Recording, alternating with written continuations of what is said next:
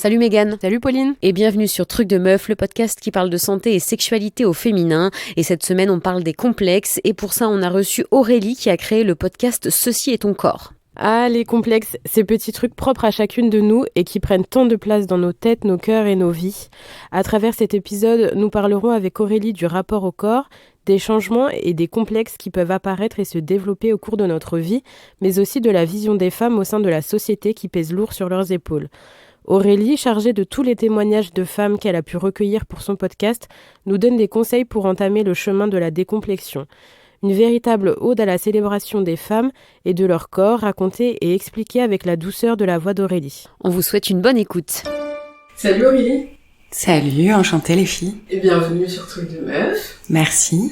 Est-ce que tu peux te présenter s'il te plaît ? Ouais, avec plaisir. Donc je m'appelle Aurélie Doré, j'ai 35 ans, je vis à Paris et j'ai créé le podcast Ceci est ton corps en mars 2021. Donc ça fait bientôt 2 ans. Et du coup, comment cette idée de créer un podcast, elle est venue ? Est-ce que tu peux nous raconter un peu la création ? Alors la création, en fait, au début on était 4, on avait très envie de faire un projet autour de la santé des femmes, on avait envie même initialement de faire une plateforme qui rassemblerait tout un tas d'informations parce qu'on trouvait que l'information était là, elle était disponible mais elle était éclatée sur tout un tas de comptes Instagram, sites, etc. Et on a revu un petit peu notre ambition à la baisse au début parce que compliqué à mettre en place, aucun d'entre nous n'avait un parcours médical.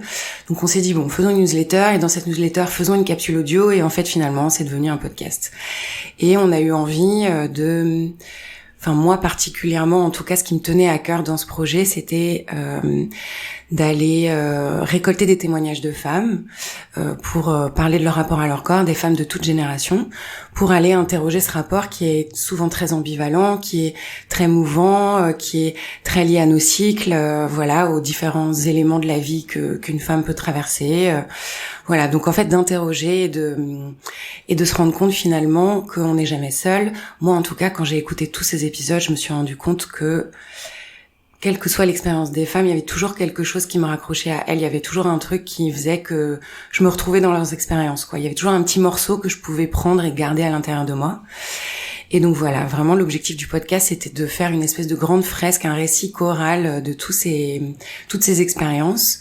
Et voilà, et de pouvoir bénéficier des expériences des unes des autres, vraiment pour qu'on puisse gagner du temps sur ce qui nous préoccupe, ce qui nous interroge, ce qui fait qu'on est encore complexé par tel ou tel sujet. Et du coup, le podcast, je l'ai organisé en saison, et chaque saison est autour d'une partie du corps, qui est vraiment la clé d'entrée, puisque dans chaque épisode, en fait, souvent, on parle de cette partie du corps. Donc, la première saison, c'est les seins, la deuxième, c'est le ventre, et la troisième, c'est les fesses, celle qui est en cours. Et donc, c'est vraiment la clé d'entrée pour venir interroger tout le rapport au corps en général. Et du coup, tu disais que vous étiez 4 au début, et maintenant tu es toute seule. Il y a eu un changement du coup de vision dans la création de ce podcast. Comment ça s'est passé ? Pas un changement de vision, mais des envies différentes, des étapes de la vie différentes. On a chacune, on était 3 femmes et un homme, donc eu envie de faire des choses différentes. Et moi, ce projet, il me tenait vraiment à cœur. Je pense que c'est un des projets qui m'a le plus transformée de toute ma vie. Je pouvais pas le laisser. Donc à la fin de la saison 1, on a décidé que nos chemins se séparaient et moi, j'ai continué le podcast, quoi. J'ai fait la 2e saison en solo et là, la 3e aussi, quoi.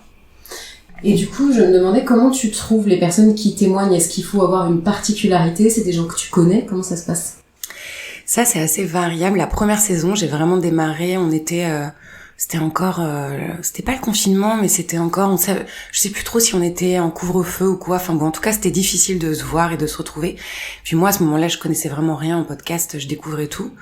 Et j'ai commencé par demander à mes copines, à mes sœurs, à ma mère, à des amis d'amis de m'envoyer des notes vocales.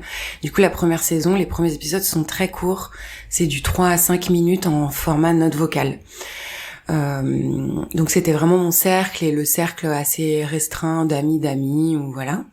La 2e saison, j'ai ouvert un petit peu plus pour aller chercher en fait, le mot a commencé à se passer et du coup, petit à petit, les femmes autour de moi ont commencé à travailler, entre guillemets, un peu pour moi en disant, il y a ce podcast qui s'est créé, je sais que ton histoire, elle est très liée au ventre, peut-être que tu aurais des choses à raconter. Ça a été le cas de plusieurs épisodes qui se sont faits comme ça. Ou alors, c'est moi qui vais parler à des femmes que je pense qui auraient quelque chose à raconter, particulièrement sur ce sujet.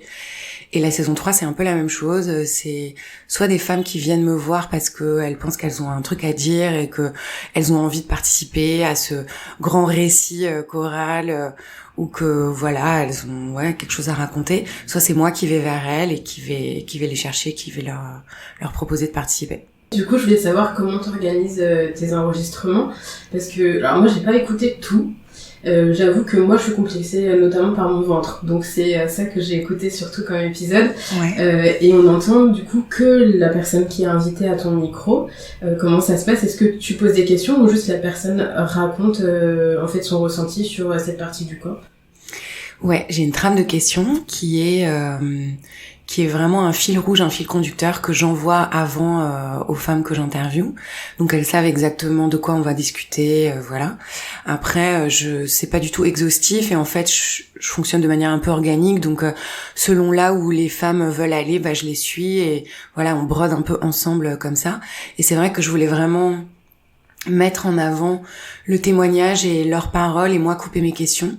J'espère que c'est pas trop problématique et qu'on le fil il reste quand même assez cohérent et j'avais envie quand même de faire des allers-retours entre ce témoignage et une ouverture qui est peut-être un peu plus vaste, un peu plus large et donc de temps en temps, je rajoute des petites interventions sur là ce que cette femme raconte, ça me fait penser à tel artiste ou là en fait j'ai besoin de vous donner cette précision sur le cancer du sein ou ce que c'est l'endométriose, combien de femmes ça concerne en France. Voilà, de donner des chiffres et de replacer ça dans un contexte un peu plus global et sociétal pour ouvrir aussi un peu la discussion. Et voilà, et donc oui, c'est vrai que je coupe mes questions je sais pas trop pourquoi en fait, très naturellement ça s'est fait comme ça au début et j'ai bien aimé ce format qui est pas forcément une discussion, qui est plus le témoignage un peu brut parce que je fais assez peu de montage quand même, mais j'essaie juste de le rendre plus fluide, mais dans l'absolu je garde quand même la majorité de ce qui est à raconter, quoi. Et du coup, qu'est-ce que tu retires de ces 3 saisons? Est-ce que les femmes sont très complexées? Est-ce que le fait d'en parler, ça permet un peu de se libérer, de se réapproprier son corps? Qu'est-ce que tu peux tirer déjà de tout ce que tu as pu entendre comme témoignage? Ce que je retiens, c'est que on a toute une relation qui est assez ambivalente et qui est très variable selon tout un tas de paramètres, mais je pense quand même que la grande majorité des femmes ont des complexes, la grande majorité des femmes ont une entrée, l'adolescence a souvent été compliquée, en tout cas moi ça a été mon cas, et c'est aussi pour ça que j'ai commencé par les seins, parce que moi c'est vraiment les seins, toi c'est le ventre, moi c'est vraiment les seins qui est au cœur de mon histoire et de, je vais dire peut-être le point culminant de mes complexes, c'était vraiment ça, quoi, cette partie-là. Et donc je pense qu'il y a un vrai truc qui se fait à l'adolescence, et ça c'est assez commun à toutes les histoires. Après il y a des cheminements qui sont différents, voilà, chaque femme a son histoire, mais en tout cas il y a quand même un fil rouge. Enfin moi je trouve que tu peux tirer une espèce de fil entre toutes les expériences de ces femmes, quelle que soit leur histoire, quelle que soit leur origine, quel que soit leur âge. Et c'est ça que je trouve assez dingue. Je trouve que chaque témoignage s'articule les uns avec les autres, et c'est aussi pour ça que je trouve que ça prend toute son ampleur quand on écoute les témoignages. Et pour moi, ils sont comme une pièce d'un puzzle, d'un grand puzzle, quoi. En tout cas, c'est comme ça que je le vois, une espèce de récit collectif hyper vaste de qu'est-ce que c'est d'être une femme aujourd'hui en 2023, en 2022, voilà. Et puis ce qui est marrant, c'est que ces récits de femmes, alors je les ai écoutés, je les ai montés, je passe beaucoup de temps en fait à les réécouter, je fais même une transcription quasiment à la main de tout ce qu'elles racontent, à la fois pour des besoins de communication derrière et de quelle phrase je vais choisir, mais aussi pour m'en imprégner et pour que ça pénètre un peu mes cellules, quoi, que je puisse vraiment m'imprégner de tout ce qu'elle raconte. Et en fait il y a des phrases et des bouts de témoignages que je garde et qui me restent dans la tête et qui m'accompagnent aujourd'hui, comme si ces femmes elles étaient un peu pas mes guides, mais vraiment des amis sur mon chemin, quoi. J'ai l'impression que c'est vraiment ça. Il y a un truc très fort. La volonté de ce podcast, c'était aussi d'avoir une vision un peu transgénérationnelle et de pouvoir aller interroger des femmes de toutes les générations. Donc ouais, la volonté du podcast, c'était vraiment d'avoir ce fil transgénérationnel et de se dire, on a tout à apprendre, quel que soit ton âge, je peux aussi bien apprendre des choses d'une femme de 20 ans que d'une femme de 60 ans, qui a eu un cheminement très différent, qui a eu un enfant ou pas. Et en fait, toutes ces histoires, vraiment, elles m'accompagnent en fait. C'est comme des femmes qui s'ajoutent à mon chemin de manière un peu peut-être symbolique. Et voilà, sur lesquels je m'appuie, en fait, sur les témoignages sur lesquels je peux m'appuyer pour moi enrichir ma réflexion, mon cheminement. Et à titre personnel, je pense que ça m'a vraiment changé en fait ce projet. Et c'est pour ça qu'il est aussi fort et aussi important pour moi, c'est que je pense que ça m'a permis déjà de m'autoriser à prendre la parole et de m'autoriser à mettre ma voix dans celle du monde. Et au-delà de ça, de me rendre compte de tout un tas d'éléments, de me sentir moins seule aussi, et de me rendre compte qu'on vivait tous à peu près la même chose, à des degrés différents, mais que voilà, il y avait une espèce de truc commun qui était assez fort. Et c'est peut-être un peu grandiloquent, mais j'ai quand même le sentiment d'être devenue un peu une femme en fait, en écoutant toutes ces femmes, quoi. Donc ça, c'est aussi quelque chose dont j'ai pris conscience assez récemment et qui est important pour moi. Oui, parce que c'est intéressant ce que tu dis, qu'on se sent souvent seul face à ces complexes, on a l'impression d'être un peu abandonné, de pas rentrer dans une espèce de norme, alors que, quel que soit le corps qu'on a, bien souvent, on est complexé finalement. D'ailleurs, la première saison, j'avais pris le parti de pas forcément mettre de photos des femmes parce que pour moi, quel que soit le corps qu'on a, comme tu dis très justement, on est complexé par telle ou telle partie, on a chacune une histoire où le corps est souvent au cœur, en tout cas pour les femmes. Ça, c'est ce que dit très bien Camille Froide-Vaumétry, qui a écrit plein de livres hyper intéressants sur le corps, notamment Sain en quête d'une libération, ou plus récemment Un corps à soi, ou là elle a écrit un roman aussi qui s'appelle Pleine et douce. Et vraiment, donc c'est une philosophe féministe, elle met le corps au centre de toutes ses réflexions. Et elle dit qu'en fait la différence entre les femmes et les hommes, c'est que les femmes ne peuvent pas faire comme si elles n'avaient pas de corps, puisque leur corps est au centre de tout, est au centre de leur expérience de la vie, en fait. C'est le cas pour les hommes aussi, mais les hommes ne sont pas jugés, ne sont pas peut-être ramenés à leur corps systématiquement. Exactement, voilà. Et oui, ouais, complètement d'accord avec toi. Quel que soit notre corps, en fait, finalement, ça n'a rien à voir. Notre enveloppe extérieure et l'image que les autres peuvent avoir n'a finalement pas souvent grand-chose à voir avec comment on se sent à l'intérieur, quoi. Et du coup, est-ce que tu penses que c'est les dictates de la société qui ont un impact sur justement ces complexes qu'on peut avoir? Est-ce que c'est le fait que il y a des normes qui sont impossibles à atteindre et qui changent tous les 10-15 ans? Qu'est-ce qui fait que justement en tant que femme, c'est si difficile de s'aimer et mal vu aussi d'ailleurs? Ouais, je pense qu'il y a un ensemble de paramètres et de choses, mais c'est clairement les dictates qui sont véhiculés par les magazines féminins ou par, comme tu disais, ces fameuses modes qui changent tous les 10-15 ans, qui font qu'on est mise face à des stéréotypes et on est tout le temps un peu en décalage en fait, quel que soit notre corps est, je pense, tout le temps, en tout cas moi, c'est ce que j'ai pu ressentir en grandissant, jamais à la hauteur de ce que devrait être le corps d'une femme dans la société. Typiquement pour mes seins, moi j'avais des seins qui étaient assez gros, assez lourds, qui tombaient, voilà, et je pense que le sein parfait, ce serait le petit sein rond en forme de pomme, qui regarde un peu vers le haut, qui est fier et qui tient tout seul. Tu vois, typiquement, il y avait ce truc de si tu peux faire tenir un crayon en dessous de ton sein, alors c'est qu'il tombe déjà et c'est dramatique. Moi, ce truc-là, en fait, le crayon, je pouvais le faire tenir, mais en 4e, un truc comme ça, en fait. Donc, je me suis toujours sentie en décalage, comme si mon corps était déjà plus à la mode, était déjà correspondait déjà pas à ce qu'un corps devait être, en tout cas à ce que des seins de femmes jeunes devaient être. Et donc oui, je pense qu'il y a clairement ce truc des dictates, des corps stéréotypés qu'on peut voir, voilà, dans tout un tas de médias, mais il y a aussi les modes qui sont véhiculés. Tu vois, là, typiquement, j'ai vu un article aux États-Unis, il y a une nouvelle mode qui est de prendre des médicaments pour diabétiques, qui en fait, pour perdre du poids. Voilà, pour perdre du poids. Récemment, il y a aussi eu un retour de la mode de, je sais même plus, héroïne chic, qui était, je pense, je sais pas quel âge vous avez, mais grosso modo, un peu la mode. Quand moi j'ai grandi, c'était vraiment les corps à la Kate Moss, qui étaient très minces, très androgynes, avec très peu de forme. Moi, mon corps, c'est tout l'inverse. J'ai plutôt un corps qui est plantureux, je sais pas si c'est le bon mot, mais en tout cas qui a des formes. Voilà, j'ai des hanches qui sont assez marquées, j'ai des seins qui sont assez présents, prédominants. Donc pas du tout ce corps à la Kate Moss très longiligne et très fin. Ce qui fait que je me suis toujours sentie en décalage. Et voilà, ce retour en fait de mode. La mode c'est cyclique en fait. On peut pas caler nos corps sur les modes qui passent et qui changent. Et pour autant, nos corps de femmes sont devenus des éléments qu'on peut changer, qu'on peut modifier et qui doivent suivre cette mode là où en fait ça n'a aucun sens. Et je pense que très souvent on pense plus à comment nos corps ressemblent plutôt que comment nos corps ressentent.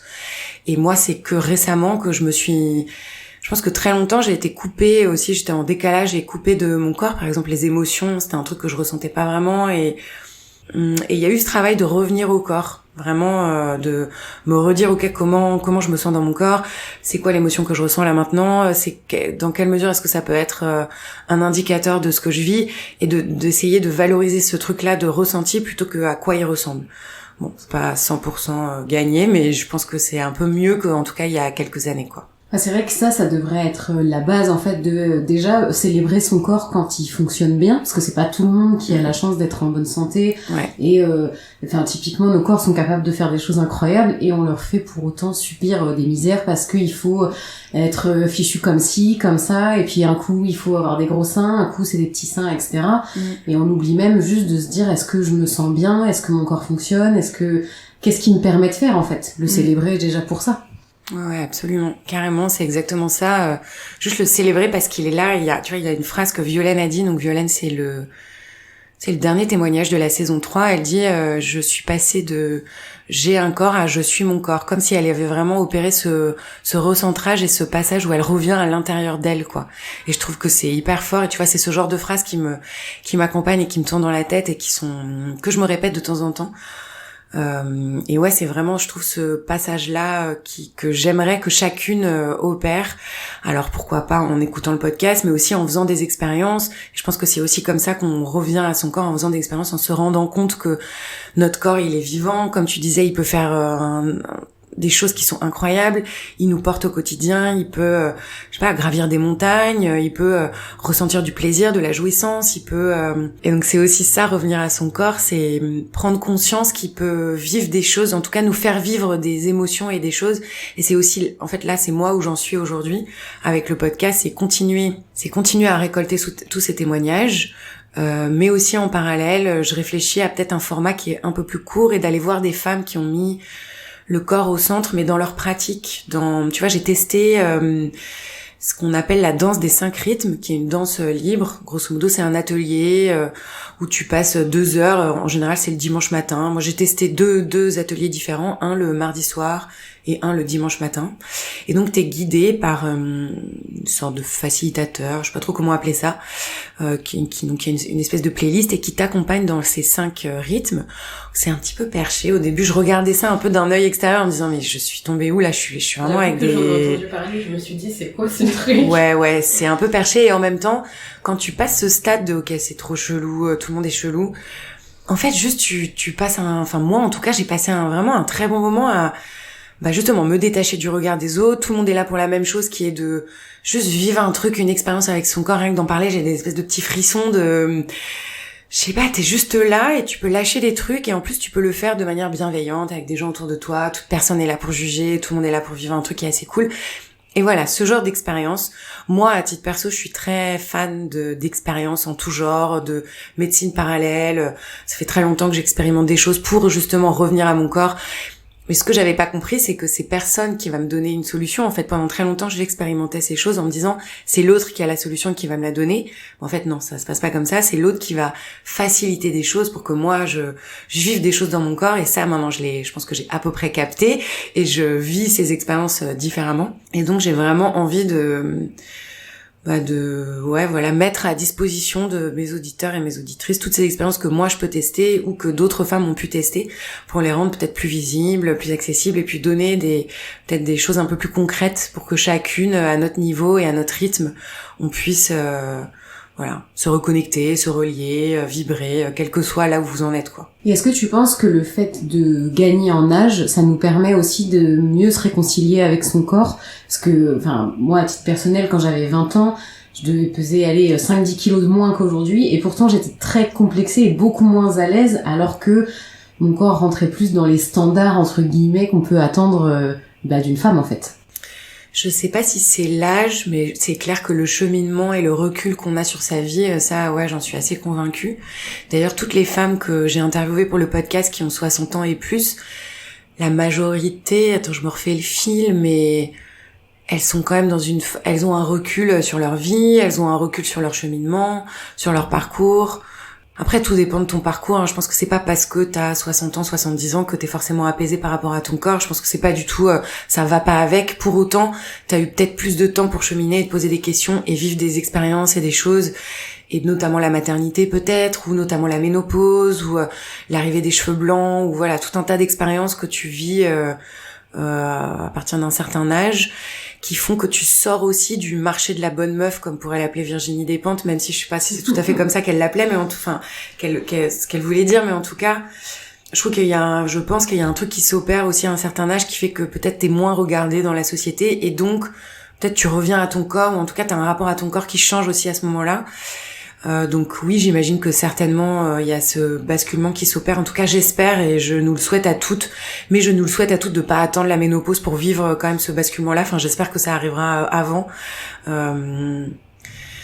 Après, je suis d'accord avec toi. C'est pas dans les moments où j'étais peut-être le plus, où mon corps ressemblait le plus aux dictates et aux stéréotypes, ou en tout cas au corps peut-être parfait, tel que la société voudrait nous dire, que j'ai été le mieux dans mon corps. C'est clairement aujourd'hui, et c'est clairement pas mon poids le plus mince. Ça n'a rien à voir, quoi. Mais finalement, c'est comment on se sent, nous, qui nous permet d'être belle aussi, de se sentir belle, finalement. C'est ce que tu disais tout à l'heure, finalement, c'est pas juste une question d'enveloppe, c'est vraiment ce qu'on ressent au fond de nous qui est important, et je pense que c'est ça vraiment le plus important.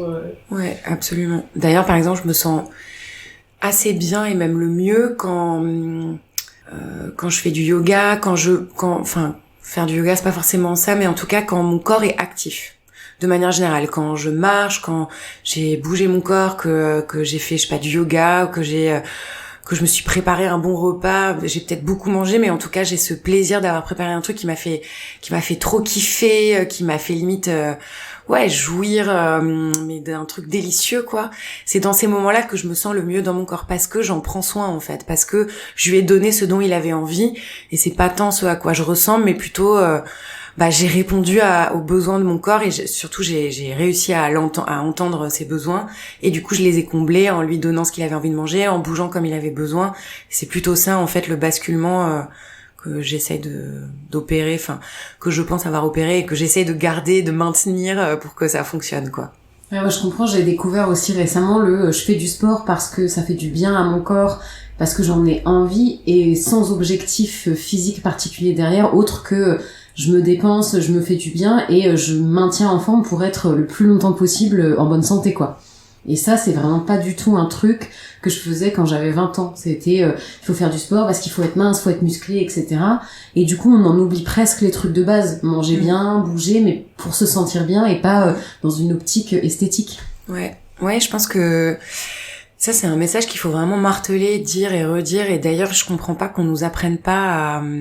Tu vois, on a des cours de biologie, mais c'est tellement basique, alors que pourtant, c'est tellement le centre de tout, de toute notre vie, en fait. Et je comprends pas qu'il y ait pas un petit module en plus pour dire, juste sur les émotions, ou comment est-ce que votre corps va bien se sentir, et juste en faisant du sport, en restant actif, en mangeant bien. Mais manger bien, ça veut pas dire... Ça veut dire manger 5 fruits et légumes par jour, mais pas que, en fait. C'est aussi manger... ce dont votre corps a envie et besoin, mais vraiment profondément, en mode alimentation intuitive en fait, quoi. Si t'as envie de manger un burger, mange un burger parce que c'est ce dont il a besoin et envie, et pas juste parce que t'es en train de compenser quelque chose ou de manger tes émotions. Voilà, bon après c'est facile je vais pas rentrer dans le sujet des TCA parce que c'est un trop vaste sujet, c'est un autre sujet et je suis pas du tout experte de ce sujet-là et voilà, mais ouais, cette petite brique, ce petit module en plus de dire ton corps c'est ta première boussole en fait, c'est la boussole de ta vie et c'est ça qui va t'ouvrir à toutes les expériences de la vie, donc mets-le au centre de tout ce que tu vas pouvoir vivre, quoi. Les émotions c'est ce qui te met en mouvement, littéralement. Et motion, enfin, c'est vraiment le mouvement. Donc, c'est des indications pour tout ce que tu vas vivre comme expérience, quoi. Et c'est vrai qu'on nous apprend pas du tout à écouter notre corps, ce qui fait que, en fait, on passe à côté de signaux super importants tout le temps. Moi, j'ai vécu ça quand j'étais enceinte de mon fils, il y a quelques années. Je suis végétarienne depuis 4 ou 5 ans et j'avais qu'une envie, c'était manger un steak, mais un steak saignant, tu sais, un truc vraiment de la viande rouge, quoi. Et en fait, j'ai découvert après coup que j'étais anémie en fer. Et en fait, mon corps me disait, en fait, t'as besoin de fer, t'as besoin de protéines parce que là, il y a un manque. Et en fait, je me disais, bah non, c'est juste parce que je suis enceinte, c'est une envie de grossesse, je l'ai pas écouté. Et en fait, derrière, je l'ai quand même payé assez longtemps parce qu'il a fallu relever les taux de fer, en fait, après mon accouchement. Et je me suis dit, c'est dingue parce que mon corps me l'avait dit, en fait, mais je l'ai pas écouté. Non mais c'est ouf, notre corps il sait avant nous en fait, avant que ça monte au cerveau, notre corps il a déjà tout compris, tout capté et il envoie des signaux et après c'est à nous de les écouter ou pas.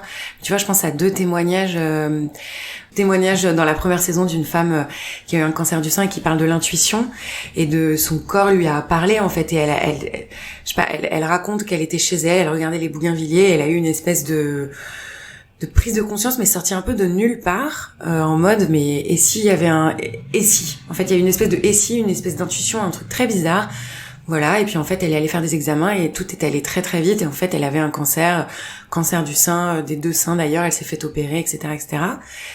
Et un deuxième témoignage dans la saison 2 sur le ventre où c'est Sophie Déborah qui parle de l'instinct et de son ventre et à quel point l'instinct part du ventre.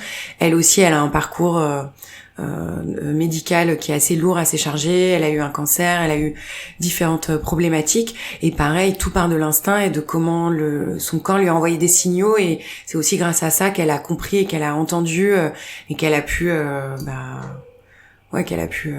se soigner en fait. Donc c'est notre corps, il sait avant nous quoi. Le tout c'est est-ce que tu l'entends et est-ce que t'es prête à l'écouter et à capter les signaux quoi. Et puis ça rejoint beaucoup de choses que nous on transmet à travers le podcast aussi, c'est vous connaissez votre corps et il faut l'écouter parce qu'il vous dit des choses très importantes, notamment quand il y a des problématiques de santé, de sexualité, en fait en allant voir des professionnels, de se dire vous savez en fait, arrêtez de minimiser si on vous dit oh mais non ce que vous avez c'est rien du tout. En fait ça rejoint vraiment ce truc de s'écouter et trouver les gens en face qui seront capables d'écouter votre ressenti quoi. Ouais, absolument. Et ce dont tu parles, ça me fait penser aussi à la démarche du self-help, qui est vraiment de se dire, c'est toi qui as toutes les informations, c'est toi qui sais. Les professionnels de santé, ils sont juste là pour peut-être faciliter ou te donner des clés. Et c'est aussi dans ça que s'inscrit le podcast, c'est-à-dire de bénéficier des expériences les unes des autres pour pouvoir aussi enrichir notre propre expérience à nous et devenir de plus en plus érudite peut-être sur comment notre corps fonctionne. Et ça me fait aussi penser à un livre qui, si vous connaissez pas, je le conseille à toutes, ça s'appelle Notre corps nous-mêmes. C'est un livre qui a été créé aux États-Unis, c'est une espèce de bible en fait du self-help qui a été créé dans les années 70 aux États-Unis et qui est parti du principe de dire que en ajoutant toutes les expériences des femmes, on a en fait tout ce qu'il faut pour vivre une vie de femme à travers les différentes choses qu'une femme va vivre. Voilà, la puberté, les règles, la maternité, la sexualité, la ménopause, etc., etc., et toutes les autres expériences. Et donc c'est un manuel de self-help qui a été créé en récoltant plein de témoignages, donc qui arrive aux États-Unis. Il y a eu une édition française et cette édition n'avait jamais été réactualisée depuis, 30 ans. Elle l'a été là il y a 2 ou 3 ans. Donc il y a un manuel qui est aujourd'hui disponible en France, une édition actualisée à laquelle Mounia El-Kotni, qui est une anthropologue de la santé, a participé, mais aussi tout un tas de personnes très différentes et notamment des vécus de femmes trans, des vécus, je crois, de femmes handicapées. Enfin, il y a vraiment une volonté d'inclusivité dans tous ces vécus. Et donc, c'est vraiment une bible, en fait, hyper intéressante. Et je parle de Mounia parce qu'en fait, elle faisait partie d'une table ronde que j'ai facilitée au festival Empower en septembre. Et voilà, elle est hyper intéressante. Et elle et toutes les autres femmes qui ont participé à ce projet de livre collaboratif, qui s'appelle Notre corps, nous-mêmes, et que je vous conseille. Bon, on mettra le lien en barre d'infos pour les personnes que ça intéresse. En tout cas, je te rejoins vraiment sur le fait que avoir plein de témoignages, ça nous aide vraiment à mieux se connaître aussi et peut-être à avoir des informations qu'on n'avait pas et donc à être beaucoup plus à l'écoute. En tout cas, je trouve que nous, depuis qu'on fait le podcast, on découvre plein de choses dont on n'avait pas du tout conscience parce que malheureusement, on n'entend pas du tout parler. Et donc, toi, je sais pas Pauline, mais en tout cas, moi, je me rends compte que je suis beaucoup plus à l'écoute. Pas autant qu'il faudrait encore pour l'instant, c'est en cheminement, mais je me rends compte que oui, en fait, mon corps il sait et qu'il faut que je l'écoute et que si il me montre telle ou telle chose, c'est que voilà, il y a quelque chose qui en découle et donc il faut pas se dire juste c'est comme ça et c'est tout. Non, il y a toujours quelque chose qui découle d'un mot ou d'une sensation ou d'une émotion et qu'il faut vraiment être à l'écoute de ça. Donc pour ça, les podcasts, je trouve que c'est vraiment super d'avoir plein de témoignages comme ça. Et je m'arrête là parce que j'ai plus de... Ouais, je suis carrément d'accord avec toi. Enfin, moi, je pense que je me suis jamais autant transformée qu'en ces 2 dernières années de podcast, quoi. Aussi en vraiment, comme je vous disais, en m'imprégnant de chacun des témoignages et en gardant un petit morceau. Je pense qu'il y a au moins une phrase ou un morceau de chaque témoignage qui s'est mis à l'intérieur de moi et qui aujourd'hui fait que... je suis comme je suis. Et ce que tu dis, ça me fait aussi penser au film... de Maïwenn Monroy. Je sais pas si vous vous souvenez ou si vous avez vu ce film, et il y a juste une scène, par ailleurs le film où il y aurait plein de choses à dire sur ce film, mais il y a une scène qui m'a marquée, c'est que au début du film, elle se pète le genou en allant au ski, enfin elle fait une chute de ski. Et il y a C'était moi. et je sais plus, c'est une professionnelle de santé, une kiné ou je sais plus exactement, une femme qui lui parle de la symbolique du genou.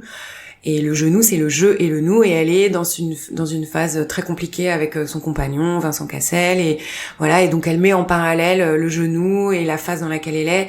Bon, c'est peut-être un peu tirer les fils, mais en tout cas, je pense que oui, il y a quand même des symboliques qui sont intéressantes à regarder, pas forcément de manière systématique, mais oui, notre corps il sait, et à un moment, si t'as mal quelque part, ça veut dire quelque chose aussi, et donc c'est toujours intéressant d'essayer de chercher des réponses par rapport à ça, quoi. Et du coup, pour revenir un petit peu sur les complexes, c'est quoi les clés que t'aurais pu toi identifier peut-être pour réussir à dépasser un peu ces trucs qui nous obsèdent et qui finalement n'obsèdent que nous et peuvent parfois nous gâcher la vie? Moi, ce que je faisais quand j'étais plus jeune, c'est que je me regardais de manière morcelée. Je regardais un tout petit morceau où je zoomais, je sais pas, sur mes points noirs ou sur mes cernes ou sur mes poils ou voilà, sur des tout petits morceaux de mon corps. Ça, j'ai arrêté. Ça, faut pas le faire, c'est terminé. J'essaie de me regarder genre vraiment dans ma globalité, quoi, comme une personnalité globale, complète. Voilà, donc ça c'est un truc je pense qui peut être assez utile. Un autre truc que je fais aussi, que je m'efforce de faire comme une espèce de petit rituel, et je pense que les rituels d'ailleurs c'est un truc qui est très important quand on veut mettre en place des choses dans sa vie.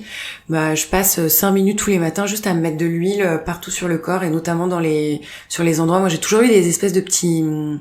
pas des petits boutons, mais des petites rugosités derrière sur les bras, et c'est un truc dont j'étais extrêmement complexée quand j'étais au collège et au lycée. Genre je m'empêchais de mettre des manches courtes parce que ça se voyait, je sais pas si vous voyez, c'est des tout petits points rouges, voilà. Et bon, en fait, j'ai capté en fait qu'il y avait plein de gens qui avaient ce truc-là, et notamment plein d'hommes, et que les hommes par contre, il y a aucun souci, hein, il y a vraiment pas de complexe, voilà, zéro. Bref, tout ça pour dire que c'est ouf quand même de se dire que quand j'étais plus jeune, je mettais pas de t-shirt à manches courtes parce que je voulais pas qu'on voit mes bras à cause de ça. Bref, tout ça pour dire qu'aujourd'hui, rien à foutre. Et surtout, je me mets de la crème ou je me mets de l'huile tous les jours. Je prends vraiment 5 minutes tranquille à me masser, et pas à me masser, enfin, pas à me le faire en mode rapidos, comme à le faire comme si je le faisais à quelqu'un d'autre. C'est aussi traiter son corps comme si on touchait quelqu'un d'autre. De me dire, attends, là, je le ferais pas, si je le faisais à un bébé, je le ferais pas comme ça, en fait. Je le ferais de manière un peu plus douce. Avec beaucoup de bienveillance. Exactement. en fait se donner à soi ce qu'on donnerait à l'autre, quoi. Et moi j'ai aussi cette fâcheuse tendance à donner beaucoup de choses à l'autre et à pas forcément me le donner à moi. Donc ce travail de peut-être le ramener vers moi et me donner à moi ce dont mon corps a besoin. Je pense que ça c'est les deux trucs que moi j'ai fait et qui m'ont aidé, avec tout ce que j'ai déjà pu dire, hein, d'expérience, d'alimentation un peu plus intuitive, de voilà, tout un tas de choses. Et il y a un bouquin qui m'a vraiment énormément marqué et que j'ai lu, je pense, autour de mes 30 ans. C'est Beauté fatale de Mona Chollet. Je l'ai lu, ouais. Ça m'a fait un déclic, mais genre j'ai l'impression que j'avais le cerveau qui allait exploser, vraiment en termes de se rendre compte que tout ça est une industrie en fait. Les complexes, c'est une industrie en fait. On nous vend du mal-être pour ensuite nous vendre des solutions. Enfin, c'est littéralement se rendre compte que ouais, en fait, c'est la société patriarcale qui met tout ça au cœur, qui met nos insécurités, nos complexes, notre mal-être. Tout ça, c'est créé en quelque sorte de manière diffuse. Il n'y a pas un méchant qui est là, hein, mais c'est un système en fait. C'est vraiment un système. Et de me rendre compte de ce truc-là, de me dire bon, déjà, c'est pas moi de manière individuelle, c'est toute une société qui œuvre à faire en sorte que les femmes ne se sentent pas bien dans leur corps, et à me rendre compte que derrière, tu vois, c'est à ce moment-là, je pense que j'ai arrêté d'acheter 1 milliard de produits, 1 milliard de crèmes.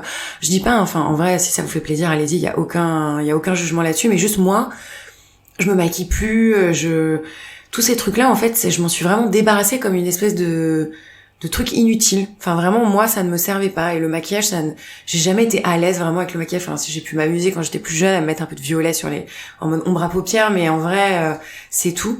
Et, ouais, me rendre compte que c'est vraiment un système. Donc je conseille à tout le monde de lire ce livre Beauté fatale de Mona Chollet et tous ses autres livres aussi par ailleurs. Ah, c'est vrai que c'est un peu un système dans lequel t'es prisonnier parce que il faut ressembler à ci, faire ça, les cheveux, machin. Donc déjà ça coûte une fortune premièrement. Ouais. Et deuxièmement, t'y passes un temps fou, un temps que tu pourrais consacrer, je pense, à développer des projets qui te nourrissent à l'intérieur et qui font que du coup tu rayonnes à l'extérieur aussi. Donc c'est un peu un cercle vicieux duquel il faut sortir pour déjà se poser la question 2 secondes de est-ce que je fais ça pour moi? Est-ce que c'est important pour moi? Et est-ce que ça m'apporte de la joie? Et en fait, c'est pas souvent simple de savoir. Moi, typiquement, c'est des questions que je me suis posées. Je m'épile. Est-ce que je m'épile pour moi? Est-ce que je le fais pour les autres? Et en fait, c'est difficile de savoir parce qu'on est conditionné dès le plus jeune âge. Faut porter des soutiens-gorge, faut s'épiler, être maquillé, être mince, avoir les cheveux longs, etc. quoi. C'est pas si facile. Non, je suis d'accord avec toi, c'est hyper dur. Je pense que c'est vraiment le travail d'une vie, et c'est pour ça que ce genre de livre, je les trouve très utiles, parce que ça te fait sortir un peu de ton point de vue individuel et ça te donne une vision qui est un peu plus large, un peu plus vaste, et de comprendre que tu t'inscris dans un système. Et ce que tu disais aussi, c'est tout ce temps. Mais en fait, tout ce temps qu'on passe à se préoccuper, c'est du temps qu'on ne passe pas à faire autre chose. Et ça, c'est ouf aussi, quand j'ai pris conscience de à la fois le temps que je passais à me préoccuper de à quoi je ressemble, mais aussi le temps que je passais à chercher un mec pour avoir une espèce de validation. Et ces espèces de 2 pièces maîtresses dans ma vie m'ont occupée, mais je pense pendant très longtemps, comme si j'étais en dehors de moi, en dehors de mon corps, et que je passais mon temps à demander une validation extérieure. Enfin bref, j'étais complètement à côté de mes pompes, quoi, clairement. Donc bon, voilà, la bonne nouvelle, c'est que j'ai capté et que maintenant c'est plus trop le cas, donc ça c'est cool, ça a changé. Et ça me fait penser au témoignage de Christelle, c'est le dernier de la saison 2, qui cite, je crois, Florence Foresti, qui dit tout ce temps passé à se trouver moche, tout ce temps passé vraiment à se préoccuper de trucs qui n'ont pas lieu d'être, en fait. Enfin, en vrai, tout le monde s'en fout, et même si les gens s'en foutent pas, en fait, moi je m'en bats maintenant, quoi. Donc ouais, les meufs, passez moins de temps à vous préoccuper de tout ça, même si je suis d'accord avec toi, c'est clairement pas un chemin facile. Pour autant, c'est ultra réconfortant, et je trouve qu'on devrait toutes se mettre sur ce chemin d'essayer de se débarrasser de ces trucs-là qui nous empêchent et qui nous font perdre du temps, quoi. Et d'ailleurs, j'aimerais avoir ton avis aussi sur la chirurgie esthétique, parce qu'on parle de complexe, la chirurgie peut permettre d'en résoudre, mais il y a un peu une course aussi de plus en plus. J'aimerais savoir, ouais, toi, qu'est-ce que t'en penses? Est-ce que ça peut être une solution? Est-ce que c'est quelque chose qu'on utilise un peu trop facilement? Alors la chirurgie, ouais, très bonne question. J'ai pas d'avis.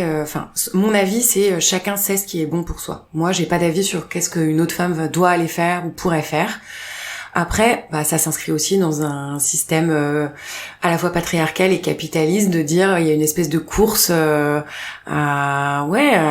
corps parfait. Donc peut-être se poser la question de pourquoi on le fait. Est-ce que ça nous apporte vraiment de la joie, comme tu disais tout à l'heure? Ça me fait penser à Marie Kondo à chaque fois qu'on dit ça. Oui. Mais c'est vrai, est-ce que je le fais pour qui je le fais? Est-ce que je le fais pour moi? Est-ce que je le fais pour mon mec? Est-ce que je le fais pour la société? Est-ce que je le fais pour ressembler à telle ou telle personne? Moi, sincèrement, chacun fait bien comme il veut et chacun sait ce qui est bien pour soi.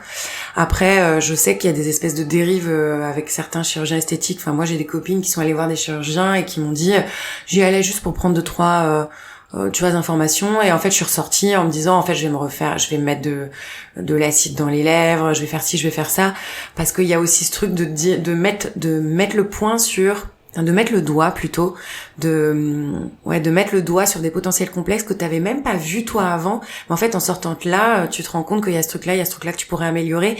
Mais ça devient une obsession ensuite. Exactement. Après.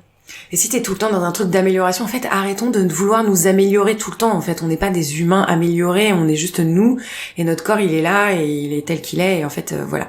Après, il y a des complexes qui sont très forts, et là, oui, pourquoi pas. Moi, à titre personnel, je me suis fait opérer des seins, j'ai fait une réduction mammaire. J'en parle dans un épisode de Shapes, qui est le podcast de Violaine, donc qui est justement cette femme dont je parlais tout à l'heure, le dernier épisode de la saison 3. Donc je parle de l'opération qui a été un moment ultra douloureux pour moi, et je pense que je l'ai pris un peu trop à la légère, un peu trop de manière facile, comme si c'était un truc un peu pas très important. En fait, j'avais pas capté qu'on allait littéralement m'ouvrir le corps en fait, et qu'il allait avoir une cicatrisation. Bref, aujourd'hui tout va bien, tout est ok, mais ça a été un moment quand même relativement douloureux. Donc je pense qu'il faut pas le prendre à la légère. Après, les opérations de chirurgie, elles sont très vastes et il y a des trucs qui sont beaucoup moins, mais ça reste quand même potentiellement soit des corps étrangers ou un liquide étranger qu'on se met dans le corps. Et je trouve que c'est pas anodin, donc j'ai pas forcément d'avis sur ce qu'on doit faire ou pas, mais ça s'inscrit dans un système, et je pense que la meilleure question à se poser, c'est pourquoi tu le fais. Et moi, c'est une question que je me suis pas posée, disons que je me suis posée peut-être de manière un peu trop rapide, et je regrette pas l'opération, mais je regrette de pas avoir pris le temps de me demander pourquoi je le faisais et qu'est-ce que ça allait avoir comme implication dans ma vie.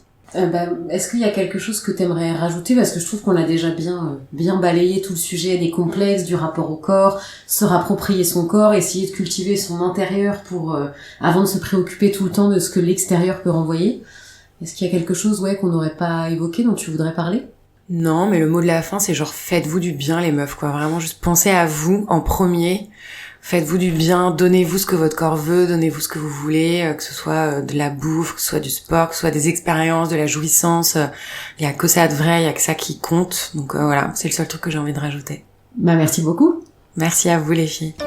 On espère que cet épisode vous a plu et qu'il vous a donné l'envie de commencer à décomplexer, mais aussi une bonne dose d'amour pour les femmes et leur corps, aussi différents soient-ils les uns des autres. Aimez-vous, vous êtes belles. Abonnez-vous à Ceci est ton corps et Trucs de meuf pour ne rater aucune info et actualité. On vous dit à la semaine prochaine. Ciao les meufs.